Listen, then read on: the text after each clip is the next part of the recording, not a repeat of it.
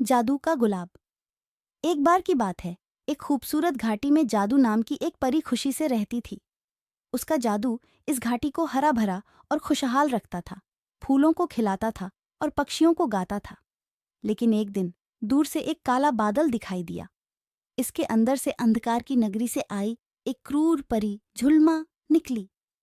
उसकी आंखों में अज्ञानता की आग जलती थी और उसके जादू ने घाटी को सूखा और निर्जीव बना दिया। जादू झुलमा से मुकाबले के लिए नहीं घबराई।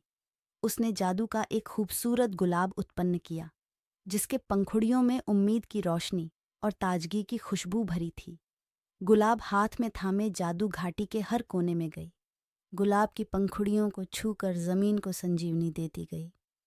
फूलों ने फिर से खिलना शुरू कर दिया, पक्षियों ने गाना शुरू कर दिया और सूरज की किरणें घाटी को फिर से मुस्कुराने लगीं। झुलमा क्रोधित हुई। उसने अपने जादू से तूफान और बिजली का हमला किया, लेकिन जादू का संकल्प नहीं टूटा। वह घाटी के बच्चों के गीतों की शक्ति और फूलों की खुशबू में अपनी शक्ति पाती रही। अंत में जादू का जादू हावी हो गया।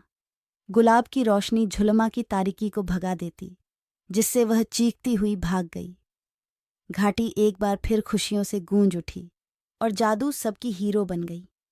इस जादुई कहानी से हम सीखते हैं कि उम्मीद की रोशनी जितनी छोटी हो, वह तारीकी पर भारी पड़ सकती है। हमें हिम्मत नहीं हारनी चाहिए, अपने अंदर के जादू पर विश्वास रखना चाहिए और सबसे बढ़कर हमें याद रखना चाहिए कि किसी की मदद करना, किसी को उम्मीद देना ही सबसे बड़ा जादू है।